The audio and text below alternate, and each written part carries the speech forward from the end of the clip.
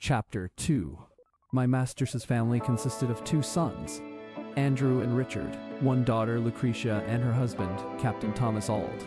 They lived in one house, upon the home plantation of Colonel Edward Lloyd. My master was Colonel Lloyd's clerk and superintendent. He was what might be called the overseer of the overseers.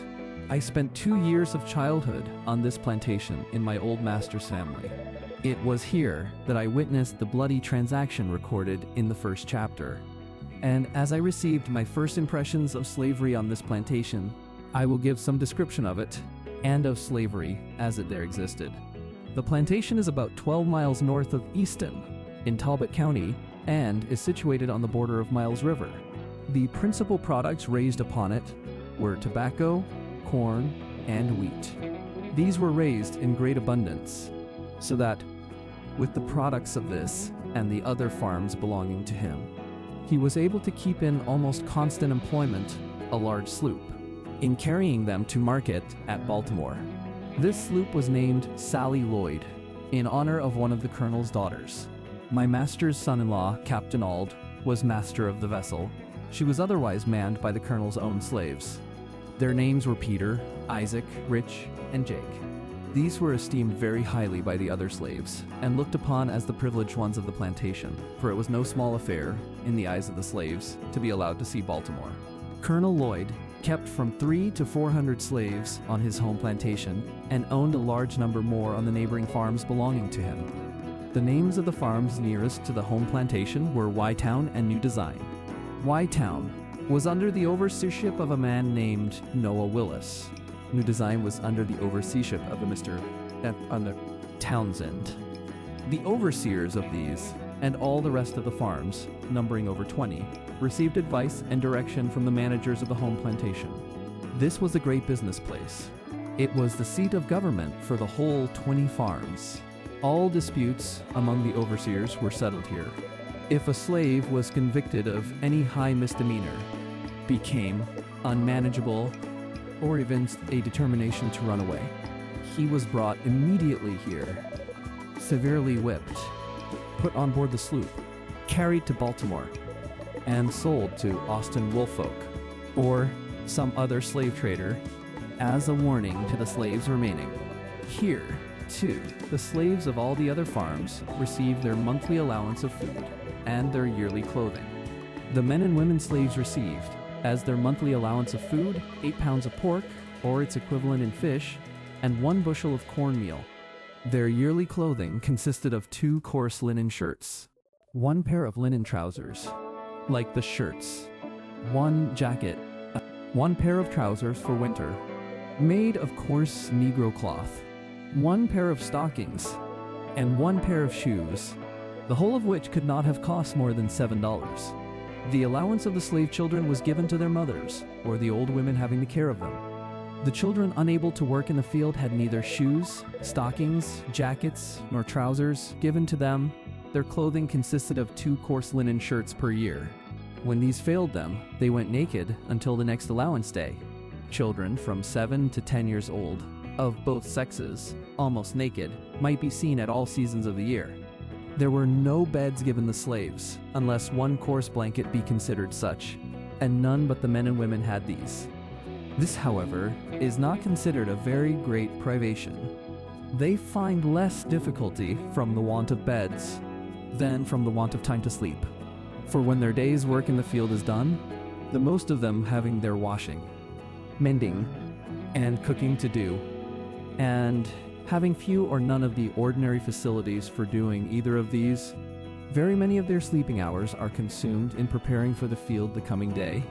And when this is done, old and young, male and female, married and single, drop down side by side on 1 common bed, the cold, damp floor, each covering himself or herself with their miserable blankets, and here they sleep till they are summoned to the field by the driver's horn. At the sound of this, all must rise and be off to the field.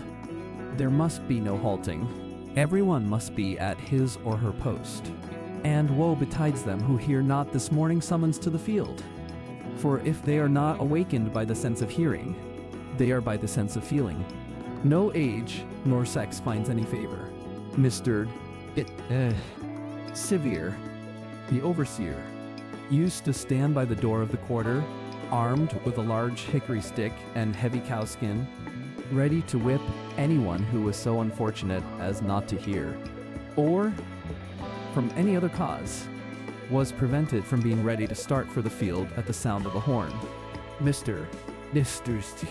Severe was rightly named. He was a cruel man. I have seen him whip a woman, causing the blood to run half an hour at the time, and this, too, in the midst of her crying children, pleading for their mother's release. He seemed to take pleasure in manifesting his fiendish barbarity. Added to his cruelty, he was a profane swearer. It was enough to chill the blood and stiffen the hair of an ordinary man to hear him talk. Scarce a sentence escaped him, but that was commenced or concluded by some horrid oath. The field was the place to witness his cruelty and profanity. His presence made it both the field of blood and of blasphemy. From the rising till the going down of the sun, he was cursing, raving, cutting, and slashing among the slaves of the field in the most frightful manner. His career was short.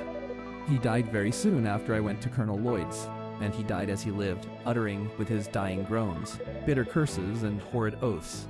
His death was regarded by the slaves as the result of a merciful providence. Mr. Severe's place was filled by a Mr. Hopkins. He was a very different man. He was less cruel, less profane, and made less noise than Mr. Severe. His course was characterized by no extraordinary demonstrations of cruelty. He whipped, but seemed to take no pleasure in it. He was called by the slaves a good overseer. The home plantation of Colonel Lloyd wore the appearance of a country village. All the mechanical operations for all the farms were performed here. The shoemaking and mending, the blacksmithing, cartwrighting, coopering, weaving, and grain grinding were all performed by the slaves on the home plantation. The whole place wore a businesslike aspect very unlike the neighboring farms. The number of houses, too, conspired to give it advantage over the neighboring farms. It was called by the slaves the Great House Farm. Few privileges were esteemed higher by the slaves of the out farms than that of being selected to do errands at the Great House Farm. It was associated in their minds with greatness. A representative could not be prouder of his election to a seat in the American Congress than a slave on one of the out farms would be of his election to do errands at the Great House Farm. They regarded it as evidence of great confidence reposed in them by their overseers.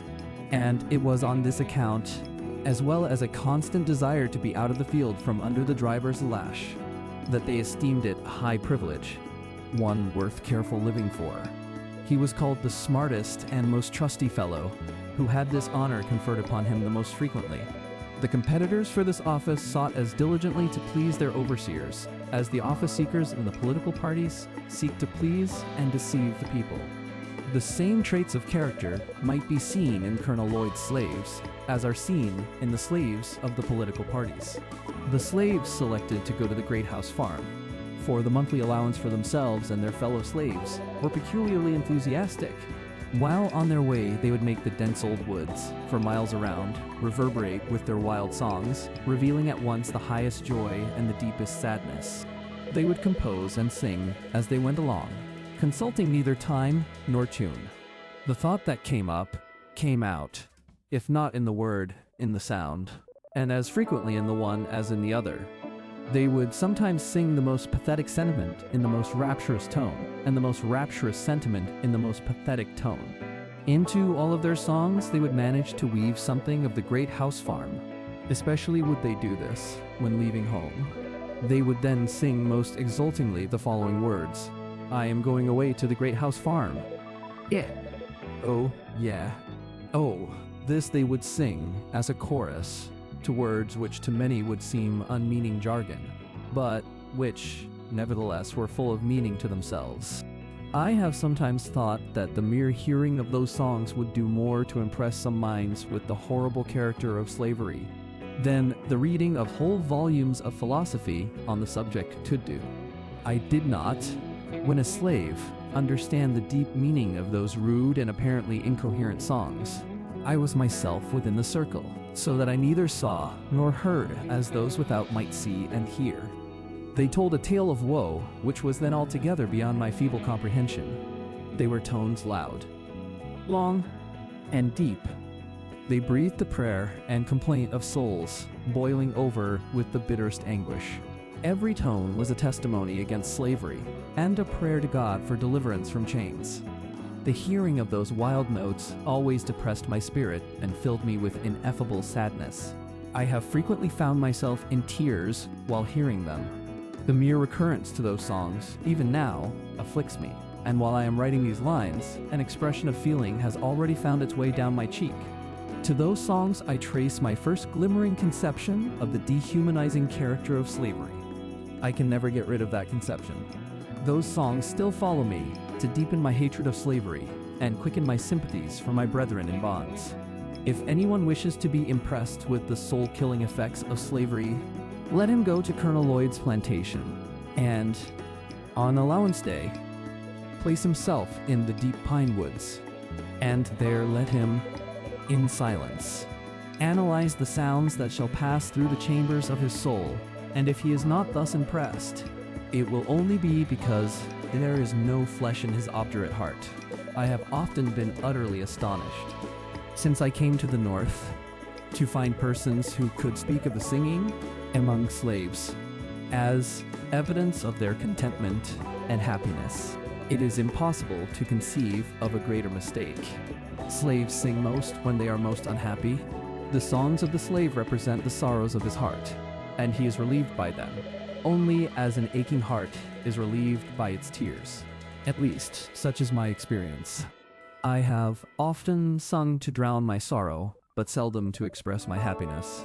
Crying for joy and singing for joy were alike uncommon to me while in the jaws of slavery. The singing of a man cast away upon a desolate island might be as appropriately considered as evidence of contentment and happiness as the singing of a slave. The songs of the one and of the other are prompted by the same emotion. Chapter 3, Colonel Lloyd kept a large and finely cultivated garden, which afforded almost constant employment for 4 men, besides the chief gardener, Mr. Dermond. This garden was probably the greatest attraction of the place. During the summer months, people came from far and near, from Baltimore, Easton, and Annapolis, to see it. It abounded in fruits of almost every description, from the hardy apple of the north to the delicate orange of the south. This garden was not the least source of trouble on the plantation. Its excellent fruit was quite a temptation to the hungry swarms of boys, as well as the older slaves belonging to the colonel, few of whom had the virtue or the vice to resist it. Scarcely a day passed during the summer but that some slave had to take the lash for stealing fruit. The colonel had to resort to all kinds of stratagems to keep his slaves out of the garden.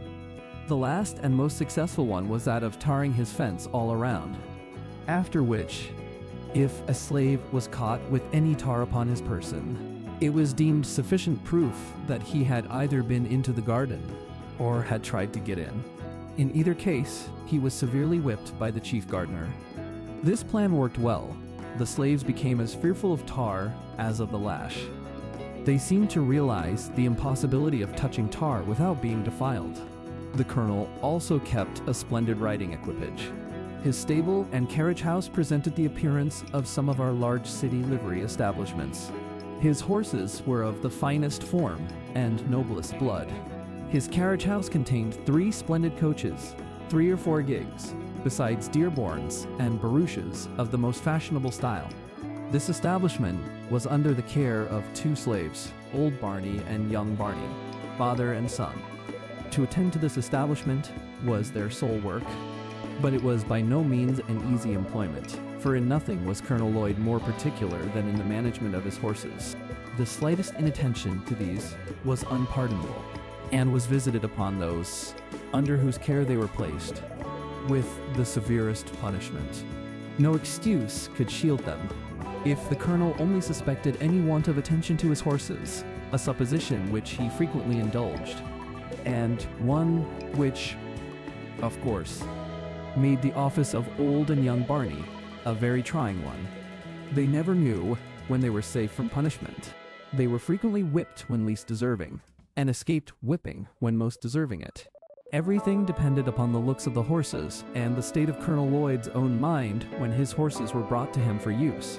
If a horse did not move fast enough or hold his head high enough, it was owing to some fault of his keepers. It was painful to stand near the stable door and hear the various complaints against the keepers when a horse was taken out for use. This horse has not had proper attention. He has not been sufficiently rubbed and curried, or he has not been properly fed. His food was too wet or too dry. He got it too soon or too late. He was too hot or too cold. He had too much hay and not enough of grain, or he had too much grain and not enough of hay. Instead of old Barney's attending to the horse, he had very improperly left it to his son. To all these complaints, no matter how unjust, the slave must answer never a word. Colonel Lloyd could not brook any contradiction from a slave. When he spoke, a slave must stand, listen, and tremble, and such was literally the case. I have seen Colonel Lloyd make old Barney, a man between 50 and 60 years of age, uncover his bald head, kneel down upon the cold, damp ground, and receive upon his naked and toil-worn shoulders more than 30 lashes at the time. Colonel Lloyd had 3 sons, Edward, Murray, and Daniel, and 3 sons-in-law, Mr. Winder, Mr. Nicholson, and Mr. Michelson Lowndes. All of these lived at the Great House Farm and enjoyed the luxury of whipping the servants when they pleased, from old Barney down to William Wilkes, the coach driver. I have seen Winder make one of the house servants stand off from him a suitable distance to be touched with the end of his whip, and at every stroke raise great ridges upon his back. To describe the wealth of Colonel Lloyd would be almost equal to describing the riches of Job. He kept from 10 to 15 house servants. He was said to own 1,000 slaves, and I think this estimate quite within the truth. Colonel Lloyd owned so many that he did not know them when he saw them, nor did all the slaves of the outfarms know him. It is reported of him that, while riding along the road one day, he met a colored man and addressed him in the usual manner of speaking to colored people on the public highways of the South. Well, boy, whom do you belong to?" "Oh, Colonel Lloyd," replied the slave. "Well, does the colonel treat you well?" "No, sir," was the ready reply. What? Does he work you too hard?" "Yes, sir." Well. Then he give you enough to eat?" Yes, sir. He gives me enough, such as it is." The colonel, after ascertaining where the slave belonged, rode on. The man also went on about his business, not dreaming that he had been conversing with his master. He thought, said, and heard nothing more of the matter until 2 or 3 weeks afterwards. The poor man was then informed by his overseer that, for having found fault with his master, he was now to be sold to a Georgia trader. He was immediately chained and handcuffed, and thus, without a moment's warning, he was snatched away and forever sundered from his family and friends by a hand more unrelenting than death. This is the penalty of telling the truth, of telling the simple truth, in answer to a series of plain questions. It is partly in consequence of such facts that slaves, when inquired of as to their condition and the character of their masters, almost universally say they are contented, and that their masters are kind. The slaveholders have been known to send in spies among their slaves to ascertain their views and feelings in regard to their condition. The frequency of this has had the effect to establish among the slaves the maxim that a still tongue makes a wise head. They suppress the truth rather than take the consequences of telling it, and in so doing prove themselves a part of the human family. If they have anything to say of their masters, it is generally in their master's favor, especially when speaking to an untried man. I have been frequently asked, when a slave, if I had a kind master, and do not remember ever to have given a negative answer, nor did I, in pursuing this course, consider myself as uttering what was absolutely false. For I always measured the kindness of my master by the standard of kindness set up among slaveholders around us. Moreover, slaves are like other people, and imbibe prejudices quite common to others.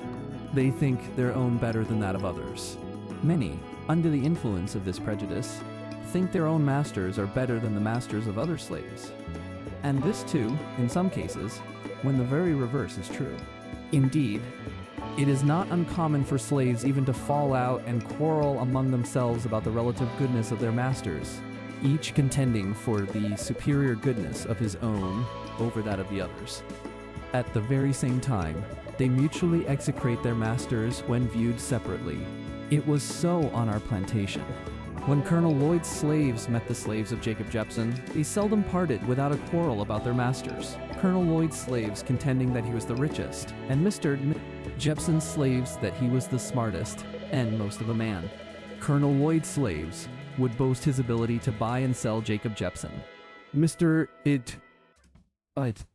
Jepson's slaves would boast his ability to whip Colonel Lloyd. These quarrels would almost always end in a fight between the parties, and those that whipped were supposed to have gained the point at issue. They seemed to think that the greatness of their masters was transferable to themselves. It was considered as being bad enough to be a slave, but to be a poor man's slave was deemed a disgrace indeed.